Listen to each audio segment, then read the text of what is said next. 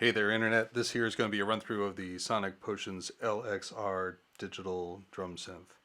The LXR is a popular build for DIY folk. I built, I guess, this one myself from a kit, and then the metal case comes from the folks at Erica Synths. Is it perpetually sold out or discontinued? I'm not really completely sure. You also have acrylic options, and in the world of 3D printing and DIY, you got a lot of options for cases. For the kit and the bits inside, I believe I got that from Sonic Potions themselves, and basically it comes with everything you see here. I'll just tell you now, I did a bit of a hack on the knobs. When you buy the kit, see if I can get this out. Yeah, there we go. When you buy the kit, they give you these little plastic knobs, and you set them up in whatever color you want. I've set them up like this. You can buy the individual like bags of knobs from the Mauser or whatever, but you have to get like 30 of them, so you end up with like 30 reds if you just lose one, so don't lose them. But when you build the thing, they give you like a piece of chewing gum or putty or some stuff to put in there, and you're supposed to push it down on the switch in there, and that works okay. Not great, and there are some hacks for that online, but the hack I want to show you is I actually trimmed a bit of the edge or lip of this guy off, and it helps the buttons click in a more satisfying way. So just getting started. I'm gonna hit play and nothing. Why is that? There's a number of reasons for it, but in this case the clock hasn't started, and the reason the clock hasn't started is because this synthesizer is currently configured for an outside clock, so I don't have a MIDI jack plugged in here, so I don't have an outside clock. So for starters, if you get up here and you hit play and nothing happens, if you hit shift and then menu here, you'll see this menu across the top. Oh, I wish that was in better focus. Well, I don't wish enough to do anything about it. This one right here says BPM, and then next to it there's quantize, and then channel, that's for your MIDI, and then next to that it says TXF. So you can edit the 4 parameters that are just on the screen here by these 4 knobs. So for example, right now where it says BPM 0, if I turn this knob, you'll see the BPM turns up. Well, that could be a fast way to do something, or it can be a really imprecise way to do something. So you also can edit settings using the rotary encoder here. So each click highlights a different section of the menu there, and if you click in, it'll take you to, in this case it says global tempo, and now instead of kind of winging it with this knob, you can use the encoder and get it exactly where you want it. And when you're done, you press it again, it takes you out to the menu.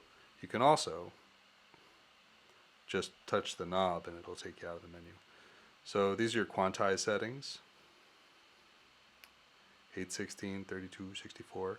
This is the main MIDI channel. I'm not going to get into MIDI today, I don't think, because it's a pretty complicated topic, particularly if you don't already know MIDI, and then it just gets more complicated here. But this is the main channel for the synthesizer. So in this case, if I sent MIDI on channel 1, then I believe this becomes channel 1, the next synthesizer becomes channel 2, the next channel 3, 4, 5, 6.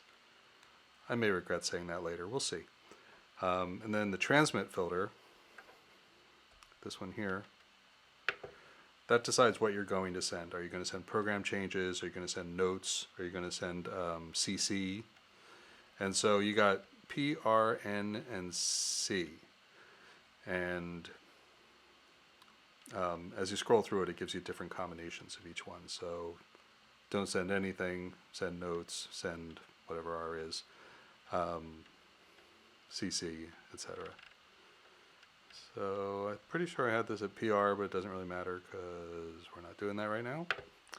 So that's the 4 options on this screen, and if you use this encoder to go 2, 3, 4, and then again, it'll take you to the second screen. Receive filter, this is the same. If you have MIDI plugged into this thing, maybe you just want to receive the clocking, you don't want to have an external sequencer or whatever triggering notes, then you might set your receive filter to just receive the clock. MRT, MIDI routing. This actually, frankly, I've never seen this work on mine, but the idea is that if you receive MIDI on the USB, it'll send it back out to the MIDI jack, or if you receive MIDI on the MIDI jack in, it'll send it out on the MIDI out, so the out will become a through. Then this is all to MIDI, MIDI to USB, MIDI to all. Like I said, I'm not completely convinced that works. Parameter fetch, I'm not really completely clear on that one either, to be honest. I'm just going to gloss over that rather than make something up. Ditto sequencer follow. Global screensaver, you'll probably see the screensaver pop on at some point. I'm going to actually turn that off just right now.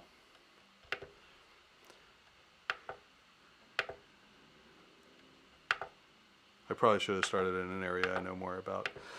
One of these menu options is going to take us to how the performance setting works here.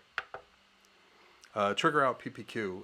PPQ, pulses per quarter note. So as you may see, I have the gate expansion on this guy. So each of these drum synthesizer sequencers will also trigger steps out of the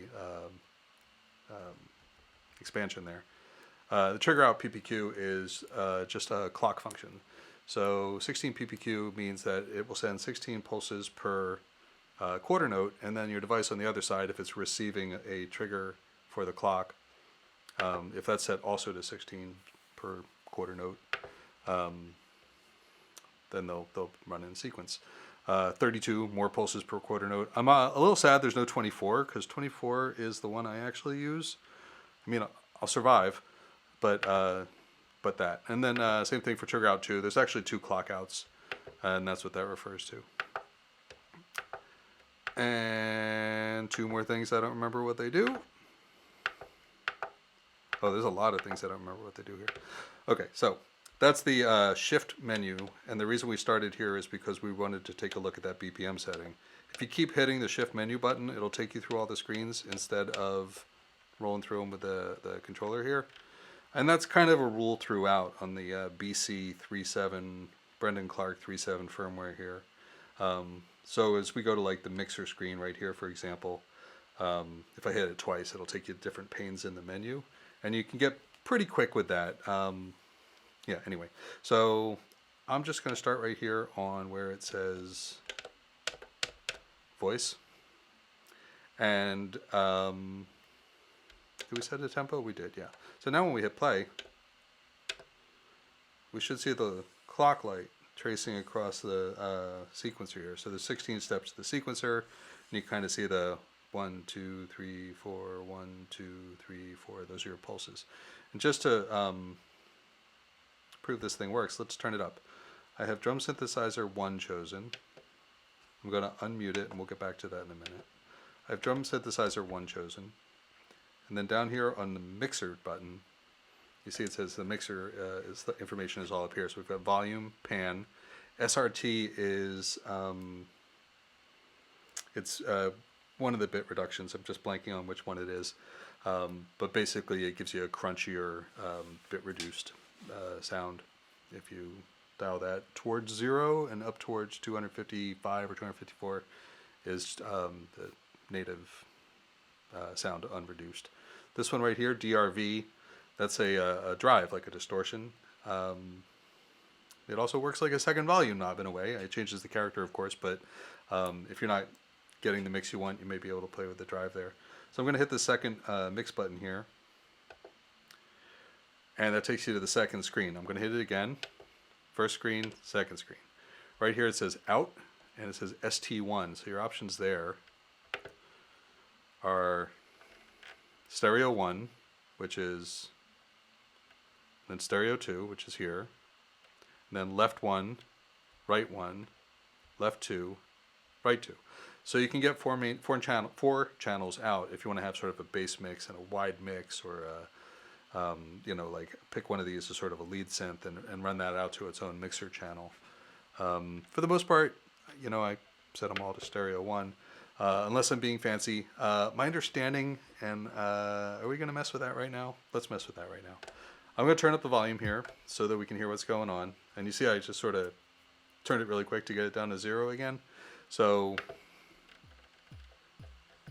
you can turn it there like we described, or you can use the knob here. Alright, so you can hear the kick drum. There's a kick drum, great. Now I'm going to change this output to stereo 2, but we still hear it because there's nothing plugged into stereo 2.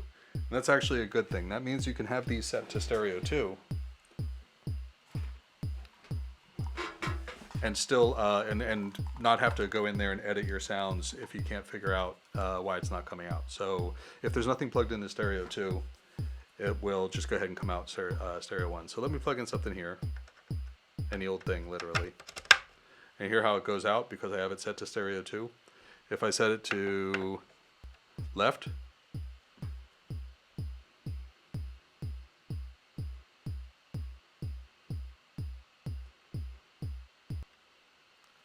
now we have it to left 2, and it's not coming out because I have something in the jack. If I take this out, you'll get the audio. Okay, so that's fun. That's what that does. I'm going to turn the volume back down again, so I'm going to hit the mix button again to change tabs, and then just turn the volume down there. I think pan should be self-explanatory. I'm not sure if you're going to be able to hear it where you are. Here's that bit reduction.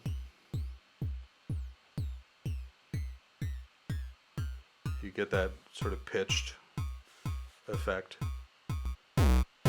That's the distortion, naturally.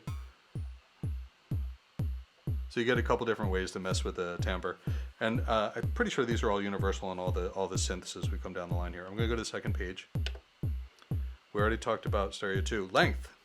What is length? Well, we have 16 steps here. I'm just going to touch the knob, and now see how it's looping at 8 steps, 9 steps. Well, that's cool. Channel is the Midi channel. That's the dedicated input channel. There's sort of a global Midi channel for the whole synthesizer, and then if you want to dedicate individual channels to the voices, you can address the more of the sound settings.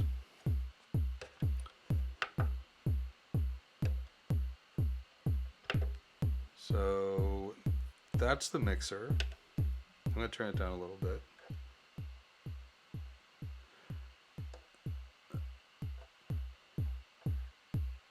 And let's talk about the rest of these buttons here. This one's the oscillator. For this, all of these oscillator settings for these 1, 2, 3, 4, 5, 6 different synthesizers can be different in some cases because they're not all using the same synthesis technique. So here we are on this kick drum synthesizer. That's the oscillator frequency, fine tune. And then this is the waveform. And we can go through the waveforms here. Whoops, let's go to wave.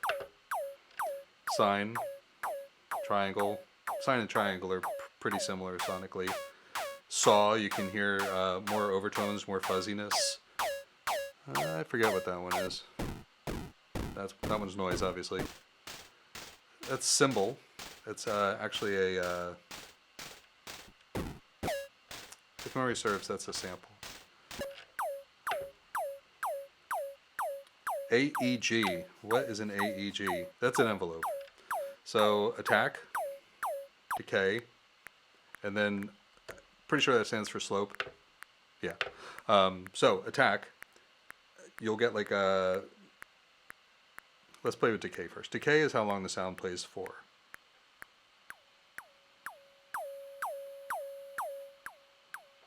And then the slope, let me see if I can do this. Yeah. So if you have a decay that's a straight line like that, that's a slope of 0, actually it goes like that.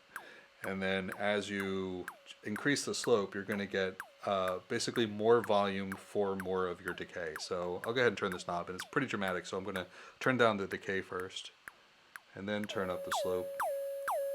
And you can hear like, it's almost like more of the decay has more volume to it. So as you pull this up, it becomes kind of meaningless as you go further up the numbers there, because it's a lot of decay. So let's see if we can find some nuance here in the, I set the decay to 37, and let's try the slope now.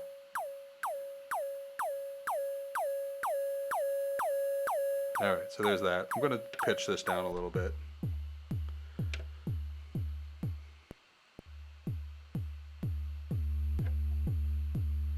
So even with a short decay, if you have a high slope, it sort of has the effect or the perception of a longer decay.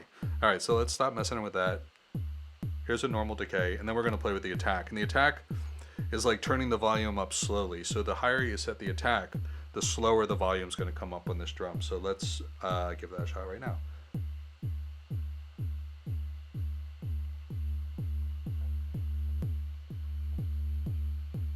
Yeah, there's probably a better synthesizer voice to play with that with. Let's move on, and we'll come back and mess with that. Find something else to mess with later. So this is the mod or modulation setting right here. You see I lit it up right there. Again, this one has 1, 2 screens, and it's an envelope as well. So it's got a decay, and it's got a slope, and it's got a, in this case, a mod amount.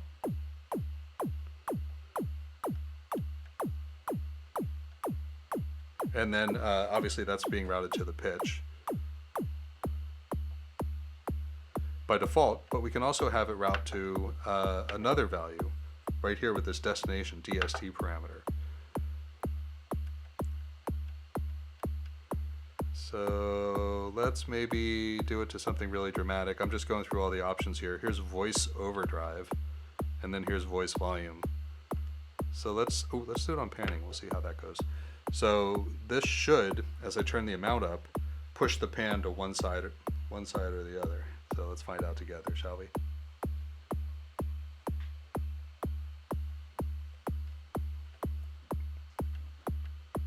Well, that's not very dramatic, is it? Let's try another one.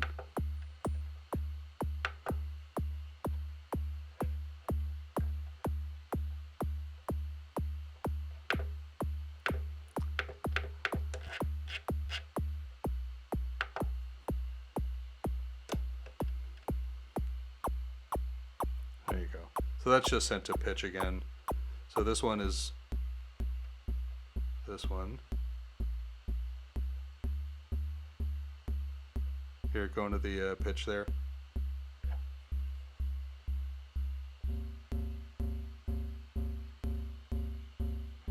All right, well that's a nice sound, so let's just go with that. I'm going to come back here to the envelope, and I'm going to get rid of some of that slope so it's got a little tighter.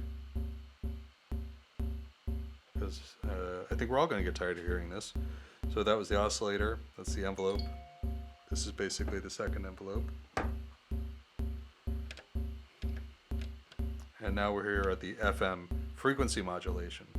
So what we're going to do is we're going to add another waveform to the main oscillator. And we're going to choose how much of we want to add, basically with the amount setting here. We're going to choose what frequency that oscillator is. And then we're going to choose what shape that oscillator is with this third setting here. And then the fourth one is the type of modulation. Is it frequency modulation? Or is it so-called mix? So are the two waveforms being mixed together, or is the frequency of one modulating the other? Obviously, well, they have different uses, but the FM one is very in fashion right now. You see a lot of FM sound in, techno right now. So that's no frequency modulation. And you hear how it sort of superimposes another pitch on top of the pitch there. That's that. Let's go in and mess with the frequency of it. So I decided to click through here because I didn't want the value to jump when I touch the knob. You can kind of over time get pretty good at landing where you want to be.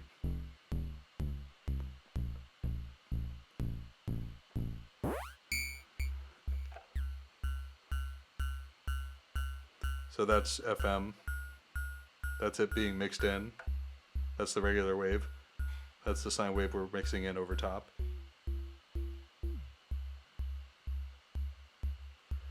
It could be another waveform, so we're using a sine right now.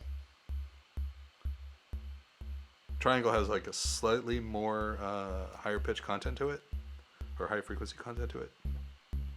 There it is, an FM. Most of your FM is sine waves. But here we are, we've got this cool option for saw waves.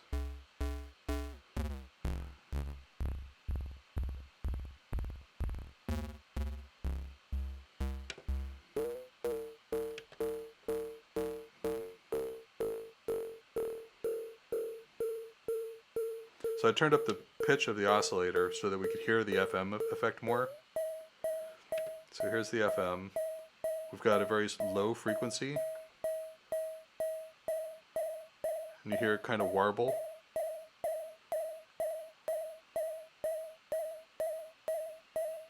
Let's try some other waveforms.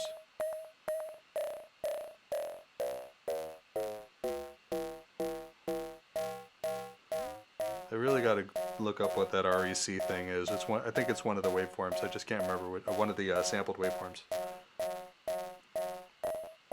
Here's noise.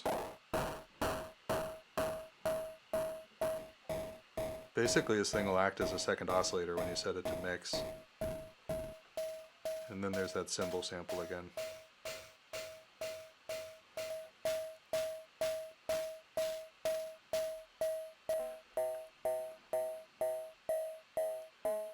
So I'm going to turn that frequency back down on the main oscillator. Click. The click is, let's see, the click is actually a sample for sure. And it's the front end of your percussion sound. So if you think your percussion sound is like sort of the thwack, like a stick hitting a drum head, that's the click, the sound. And then the body, the tail, is maybe the rest of the drum. So as we add a sample here, I'm just going to set this to like a middle frequency. I'm going to hit this click button again and see what the second menu says. Pattern scale, I don't remember what that is. So what sample is going to be used as the front click? How much of it is the volume setting here? And then the third one is going to be what pitch is that going to be? So let's just play with that and see what we got. I'm going to turn it way up. Hear like a little sort of a, well, it's a click, a little click sound at the beginning of that one. We can change with the, mess with the frequency of that.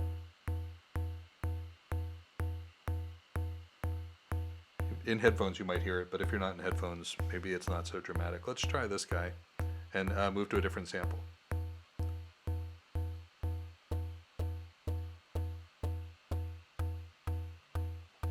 Tick, kick, rim.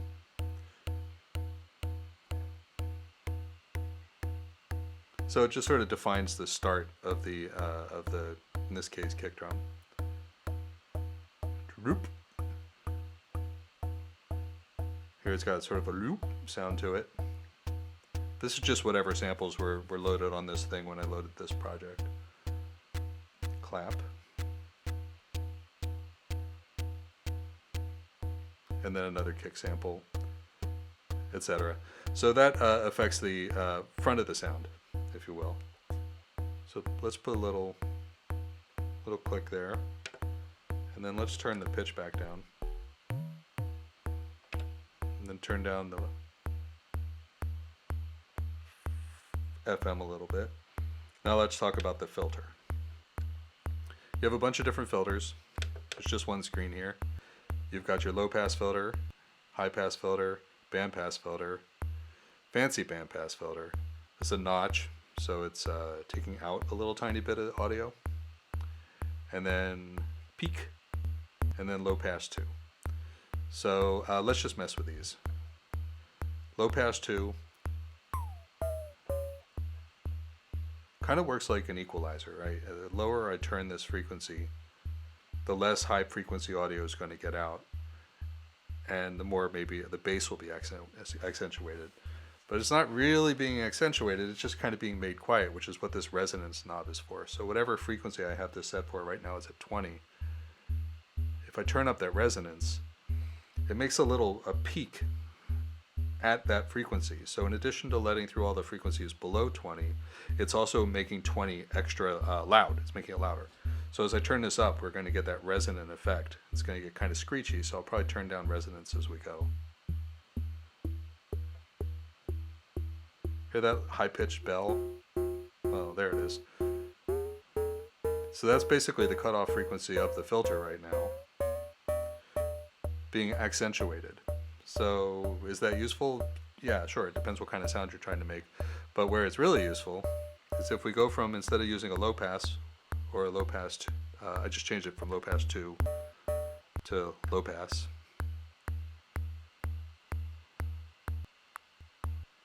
And now we're going to be in the high pass. Hear how the low end all dropped out?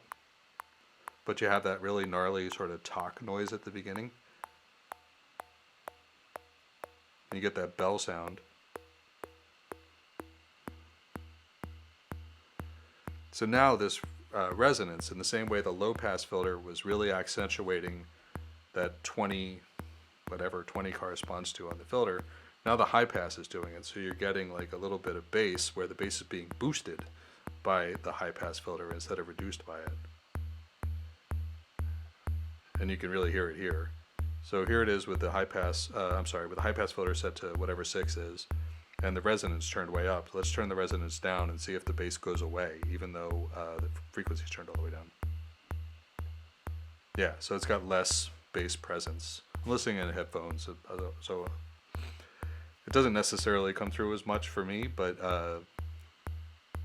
hopefully you can hear it better. So that's the high pass filter. That's the band pass.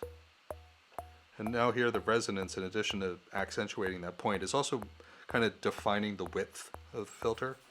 So a very low resonance, the band pass will let more audio through, and a high resonance, it'll let less audio through, but the part it'll let through will be much louder. I forget what UBP is, but sometimes it sounds nice. It really just depends what you're doing. Notch actually takes a bit of audio out. And that's kind of best used as like a scalpel, but I don't really get a whole lot of sound design option out of it here. Maybe if this was like that. Yeah, not really. I didn't choose a really good sound to demonstrate notch filters. Let's try it like this. Let's get rid of the click. Now let's play with the notch filter. Yeah, you can kind of hear it in the sweet spot there. Maybe that's for you, maybe it's not. Peak filter is like a volume knob for certain parts of the frequencies. I'm going to turn this back down to here.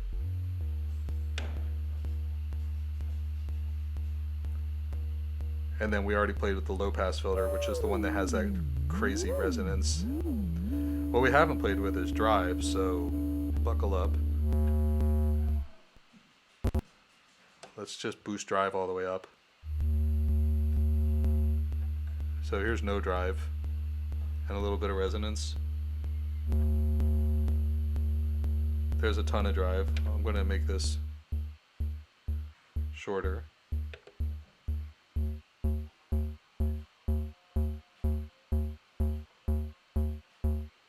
Drive.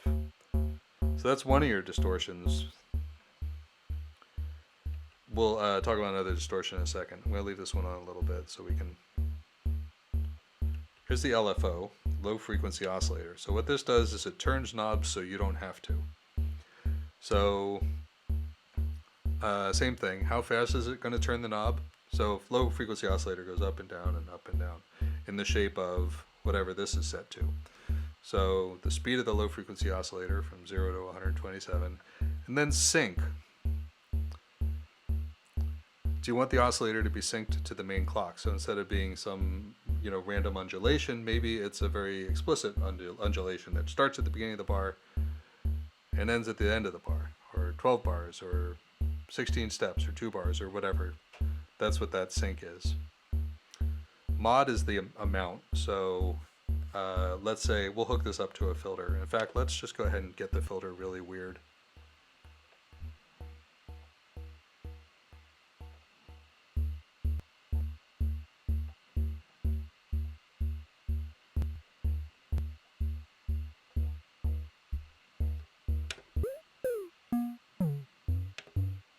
Just trying to get some really meaty.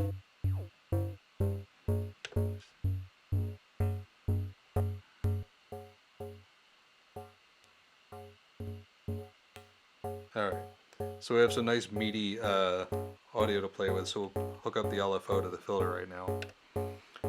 So, let's go over to the second screen. We can either hit this button again, or we can hit it like that. RTG, Retrigger. So when a step happens, does it restart the LFO? If it does, then it acts like another envelope, doesn't it? I'm just turning it down so we can talk. Offset is sort of like the phase, so instead of starting maybe a waveform at the beginning of the cycle and then going like this, maybe it'll start sort of higher up in the cycle. So the whole waveform sort of shifts in time like that. Destination voice. So you can have the LFO from voice number 1 route to voice number 2. So you could have all 6 LFOs in theory pointing to just one voice. Right now we're on voice number 1, we're playing with the kick drum. So we're going to leave that to destination voice number 1. And now let's take a look at destination. So these are all the options of what we can route the LFO to. And what I'm going to do is I'm going to go back to amount. I'm just going to turn that up. And I'm going to turn the frequency up so that while I start messing with destinations, we'll actually hear the result. Okay, so that LFO is making the sound, the pitch of this oscillator different every time the oscillator hits. Well, this is a good use for that retrigger. What if we wanted to make the pitch different, the same way every time the oscillator hits? Let's turn this on. Same way every time, right? And this is cool, so you can have the step on, say, track number 2, trigger the LFO on sound number 1. Why would that be useful? Ducking. So you could have the volume of all these other guys go down when the trigger for the kick drum plays, for example. So we're going to turn off Retrigger. And we have it going to the oscillator. Let's go ahead, and you can kind of see as we're going through this oscillator, velocity, the mod page. Let's go turn off sync if it's on, I forget. No, it's not, okay.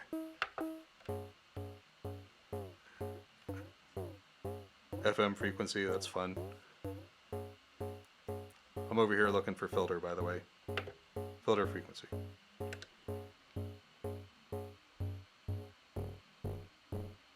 And if you turn the speed up, it actually starts making distortion on the filter.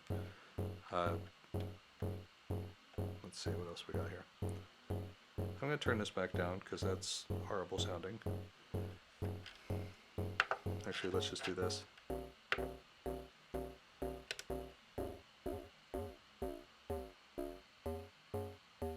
So a nice slow LFO is a good way to get a feeling of variety. Maybe you have some hi-hats and you want the volume of the hi-hats to be different, or you want them to pan differently. So turn this down. Now we have it synced to 1/4, so it's the same sound every time.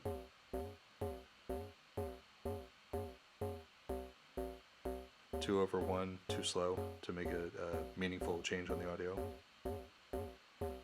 Alright, so that's the LFO. Turned it off by turning mod down. Let's get to the mixer page. I actually spend the most time on the mixer page when you're playing, for example, because you get a lot there. First of all, you get the volume, so that's nice. You can tell, by the way, as I go through the different voices here, I've actually got the volume turned down. So this is set up for performance. And so So the idea would be you can mix each of the voices as you come in. We already talked about pan. We talked about the boy, I'm just murdering the word here. It's not bit reduction. It's the other thing I want.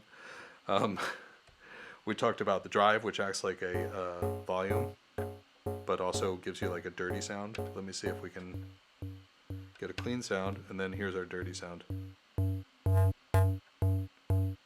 That's the drive. And then we'll hit the second button, this mix button again. We'll go to the second page. I'm just going to turn it up here. Oh yeah, we talked about the stereo, the length of the pattern. Okay, great. So that is the first button. That's the voice button. Let's look at the second button. That's the perf button, performance button. This does a number of things. One, it gives you access to the mutes. These are all actually muted right now. In fact, the kick drum is muted now too. All right. So I'm going to come back to the voice, and then I'm going to, I don't know, we'll mess with this guy today. The second synth, it's called Drum 2 here. And you see I just have 2 triggers here. So let's hear what that sounds like.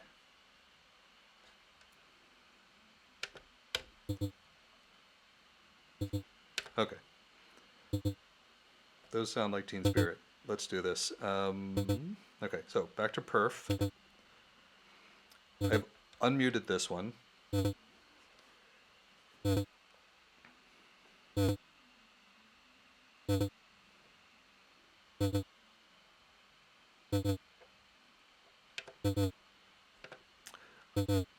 So what we have here is we have patterns. Right now we're on the first pattern. Now we're on the second pattern. Now we're on the third pattern.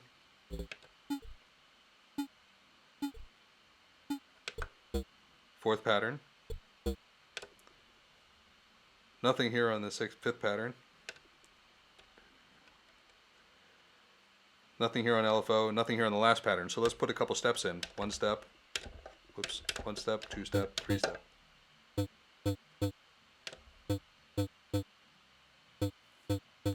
First pattern,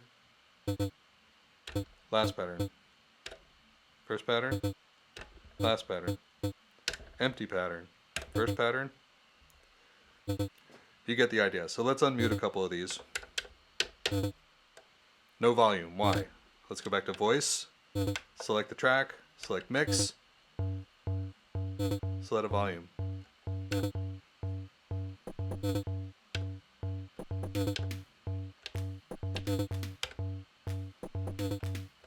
Okay, so that kick drum sounds like ass. Let's talk about that.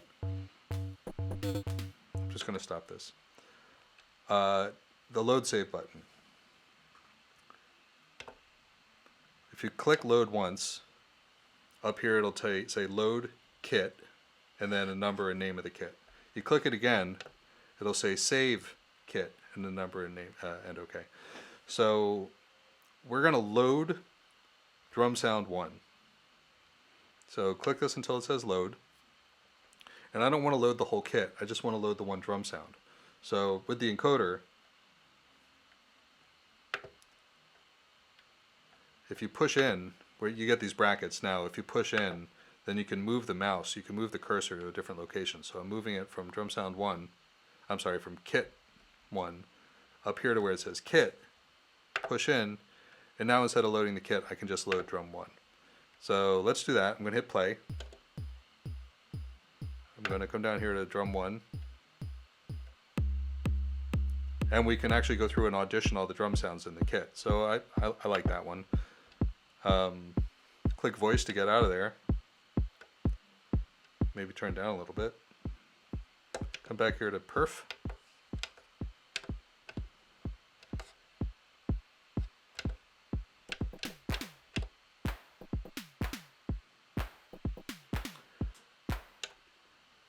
So the kit's all different. A savvy viewer will know what happened here. So I'm going to hit play. We're going to go to load. And I'm going to come up here to kit. And we're going to go through the kits. And what happened is when I first loaded this, instead of hitting pressing this out to come out to kit, I turned the knob and it moved to another kit.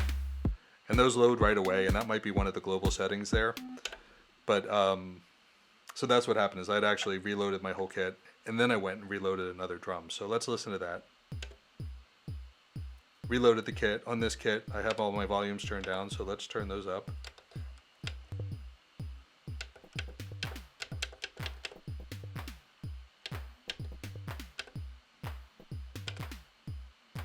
Okay, let's do that drum thing again. So hit this, come up to kit, change it to drum 1 in this case, and then say what drum you want to load.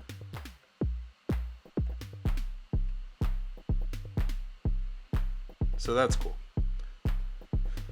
Let's hit stop there. So what have we done? We've messed with all the voice settings. We looked at performance. We can change different patterns.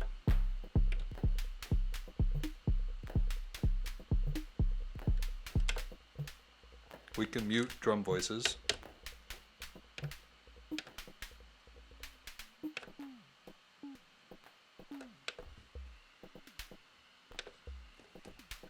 And then we can go through all the patterns. Okay, so back here to the one pattern, I'm going to hit stop.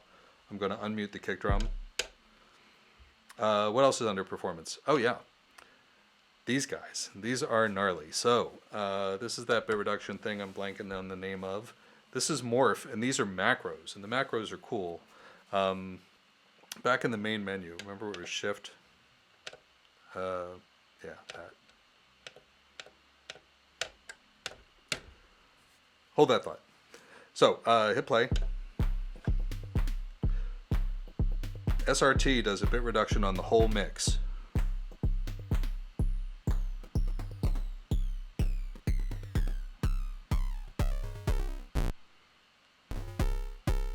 So that's cool. And then you have this Morph thing.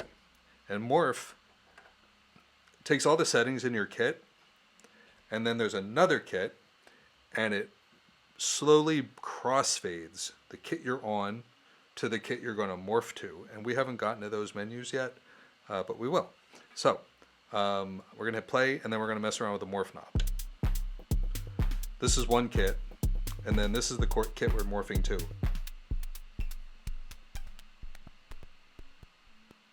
Goes through sort of a dark period in the middle here where there's nothing in particular, and then, well, and then there is nothing in particular because apparently I don't have a kit there. So let's go mess with that later.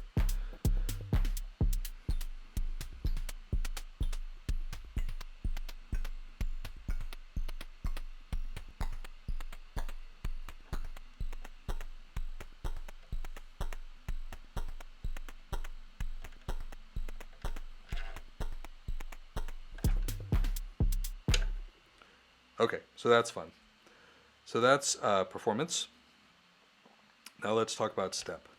And yes, I did just totally gloss over all these. I just can't right now. These guys here are the macros. So macro 1, macro destination,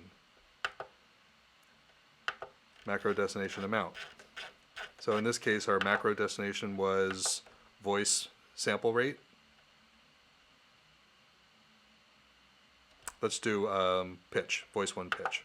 So here we are. You got your kick drum sound.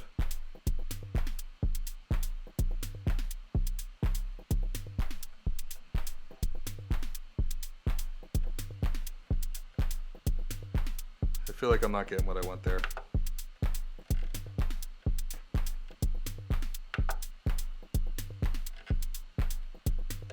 Try it again.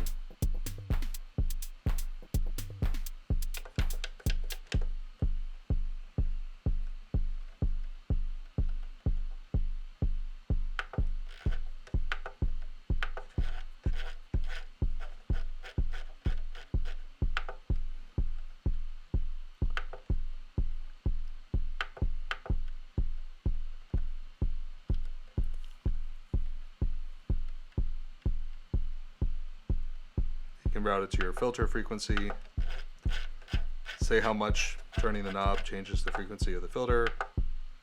Macro 2, destination 2. So there's 2 destinations for each macro knob in this OS here.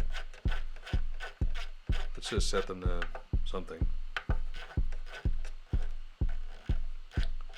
Voice 1. sample rate. Let's see what that does.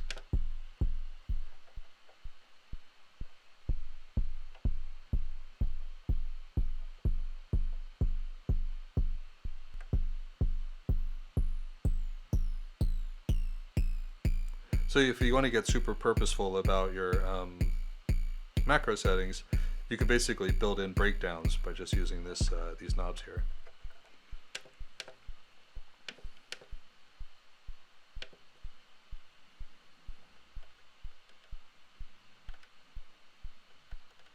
Okay, that's enough about that. Did we talk about step? We sort of talked about step. So here we are, track 1. Here we are, voice 1. There's our little kick drums. I'm going to reload the kit. So let's come back here, and then there's our kit. Come to step, track 1, 1, 2, 3, 4 steps. Why is this blinking? This is blinking because when you're in step mode, you can configure individual options for each of these steps. For example, up here you see the velocity, so you can say how loud it is. You can say what the pitch is. And you can also say the probability. So the probability is if you roll a dice, in this case the die has 127 sides on it. By setting the probability, you say how many out of 127 each time this time the step comes up will the step play. So right now we have it 25 out of 127.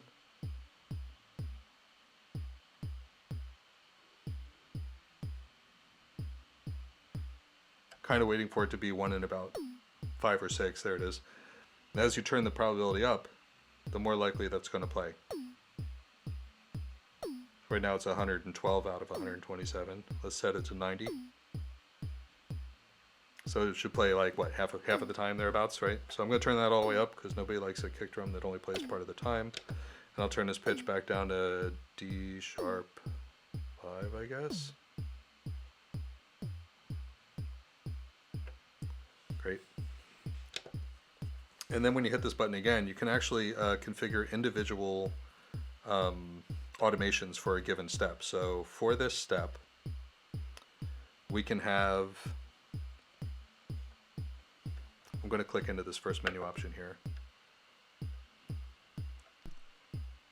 We're going to have this step have a custom frequency course oscillator. So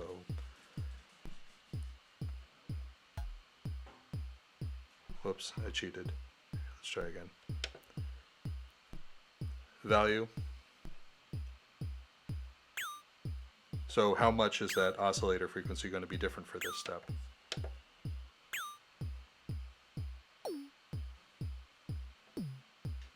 And you can actually have 2 like that. So let's take a look at that. We're going to go to destination number 2.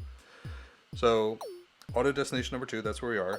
It's on voice number 1. If we just keep turning this knob, it's going to go voice number 2, voice number 3, voice number 4. So you can actually have a step on this side, change a value on a different synthesizer voice. So that's kind of cool, but we're going to keep it simple.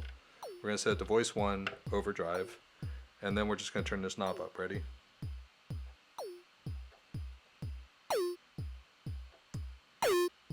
All right. So this is a per step setting, and then if you come over here, you'll see these aren't configured, so you can set individual different values for each step, which is pretty powerful.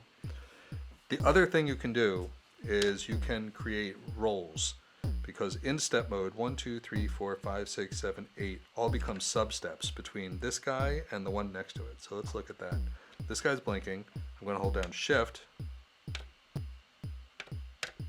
and then I'm going to light up a couple of these.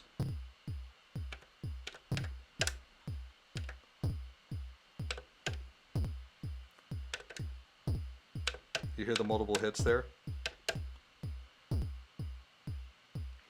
So you can actually have these machine gun sort of skinny puppy style drum rolls in there.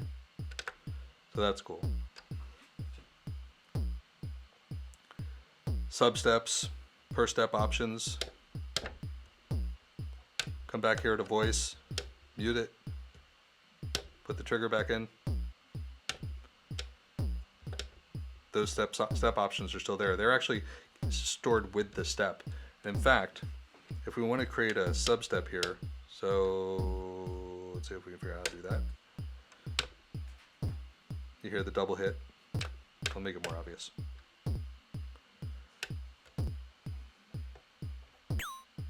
The substeps can have their own settings as well. And probabilities.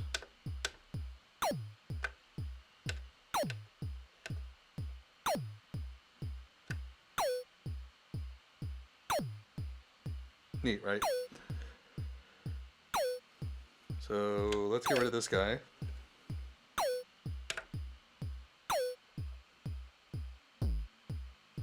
Okay, good enough. D sharp 5, D sharp 5.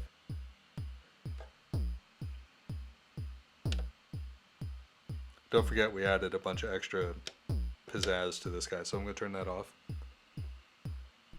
No pizzazz whatsoever.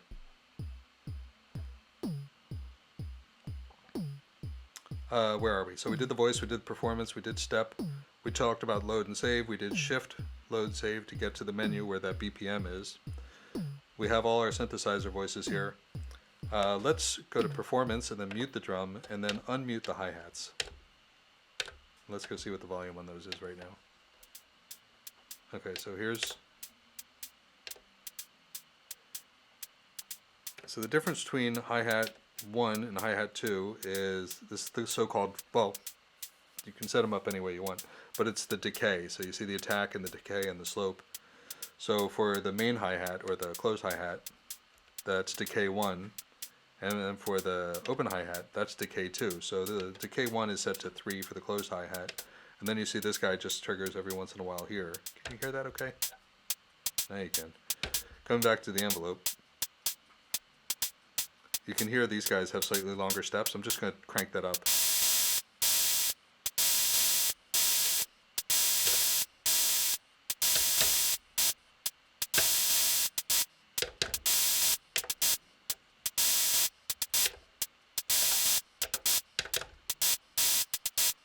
And they choke each other, which is the whole point. So you have that open and closed hi-hat sound.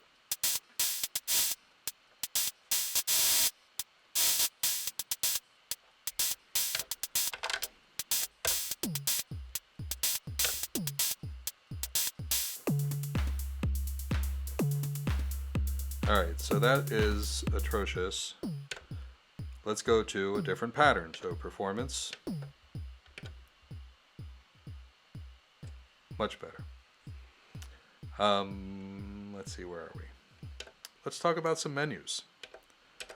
Shift, menu.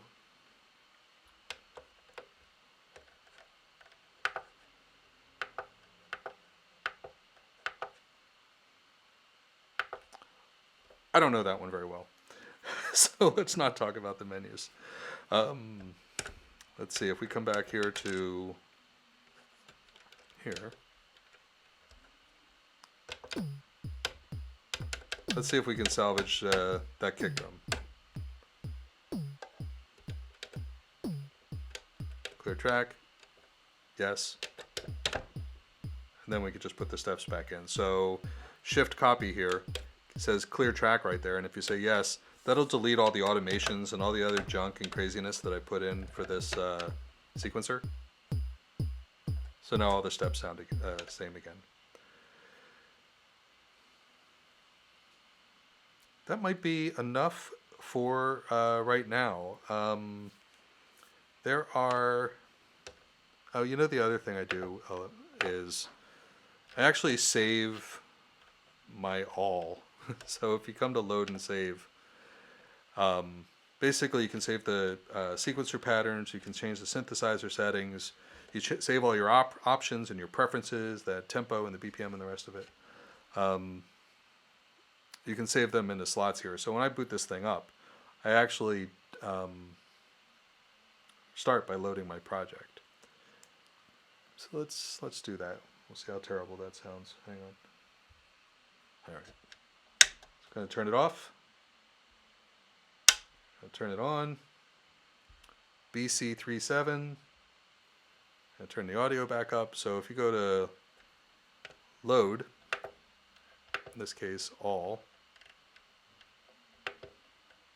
and then hit OK. That'll load all my patterns and the rest of it. So we should be right back where we were, which is that all the volumes are going to be down on 0 for the most part.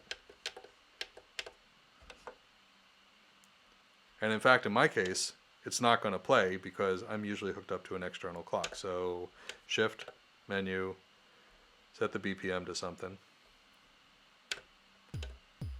And there we go. So I'm going to leave that right here for now. And when we do this again, we're going to figure out where the Morph destination comes from. Actually, let me just see if I can find that right now. Morph kit. So when you go to load, you select Morph kit here, and then come down here and just grab any other kit that sounds like something. I'm sure that sounds like something. So now, when you hit play, you come over to performance, we can hear, and then if we do morph,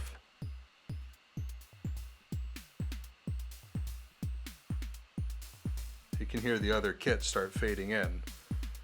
And I know that is ridiculously cool. And in fact, because I have the volumes down on all these in this kit, but I have the volumes up in the other kit, Morph actually goes from, here, let's just do it. Morph actually goes from just my kick drum to the other kit with all the voices in there. So let's come here and get some volumes going here. Mix, voice, whoops. So here's a mistake I make all the time, and it's actually why you use an external controller with this guy most of the time, which is what I did was I wanted to select the mix for the drum, but what I did instead was I went to the last pattern. So let's go back to the first pattern. Now let's go to voice, mix, and let's set some volumes.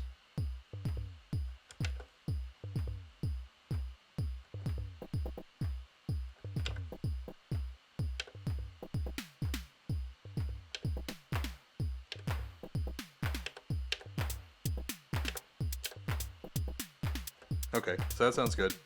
Now let's do this morph business that I'm talking about.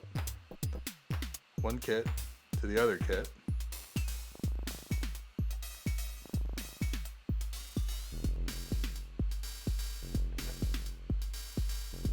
So that's pretty dope.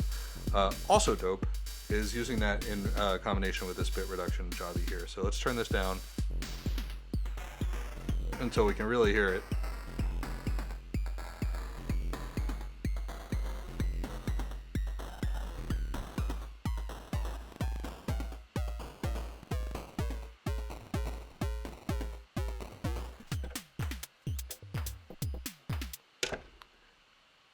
Ta-da!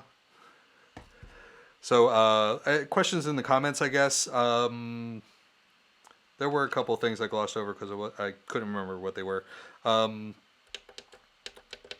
What about... Not that one.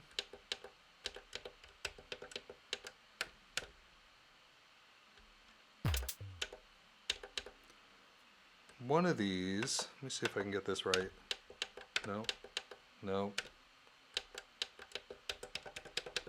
One of these will just play these drums so you can sit there and record them in. And I actually did it earlier by mistake. I just can't find it right now. I thought it was right here. Okay.